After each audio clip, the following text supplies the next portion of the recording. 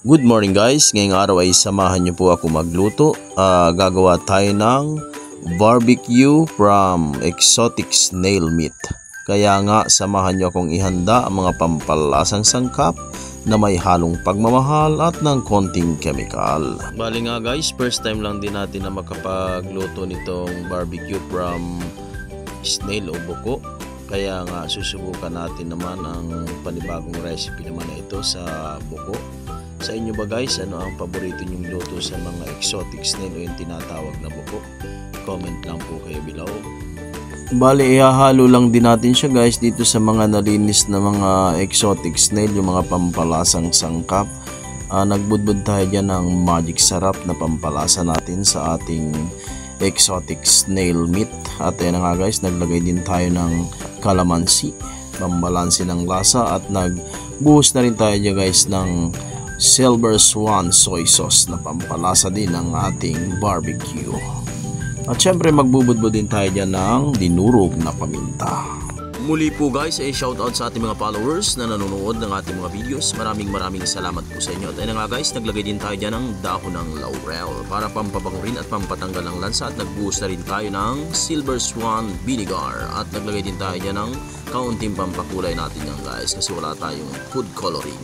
At para may dagdag na lasa, naglagay din tayo dyan ng Knorr pork cubes para lalong mas malasa ang ating barbecue snail meat. Bale, naglagay din tayo dyan guys ng oyster sauce, pampalasang sangkap ng ating gagawing barbecue. At syempre, pagkatapos nyan ay maglalagay din tayo dyan ng ketchup guys para may tamis ang ating barbecue. At naglagay din tayo dyan guys ng asukal para lalong tumamis ang pagmamahal ng ating snail barbecue. At ang pinakatampok dyan insan ay iminekos-mekos na natin yan. Ayan na nga guys, para lalong manot ang lasa sa bawat parte ng piraso ng snail meat ay kinamas-kamas lang natin yan guys. Bali, nagpatuloy lang tayo dyan insan sa pagkakamas-kamas para lalong nasiguro natin na yung lasa ay mabalansi at manot talaga sa bawat parte ng mga snail meat. Bali, nagayat din tayo dyan ng siling berde para may konting anghang ng ating barbecue.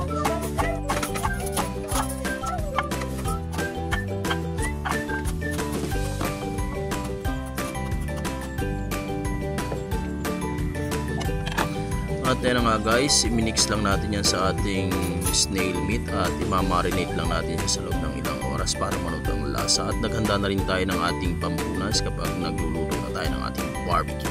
At pagkalipas nga ng ilang oras guys, matapos nating ma-marinate ang mga snail meat ay tutuhugin na natin siya para atin ang ihawin ng ating barbecue snail meat.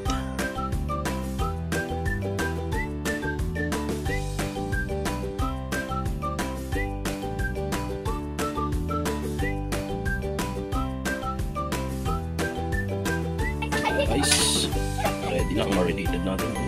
Guys, meron na tayo. Guys, gawin na natin siya guys. Guys,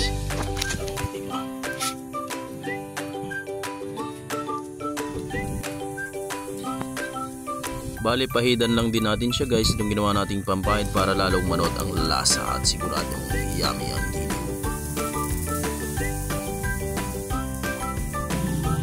At makalipas nga ang ilang sandali giliw ay ayan na nga, mukhang yummy na agad ang ating barbecue snail meat. Siguradong mapapaan-nirais tayo dito. Muli guys ay maraming salamat po sa inyo.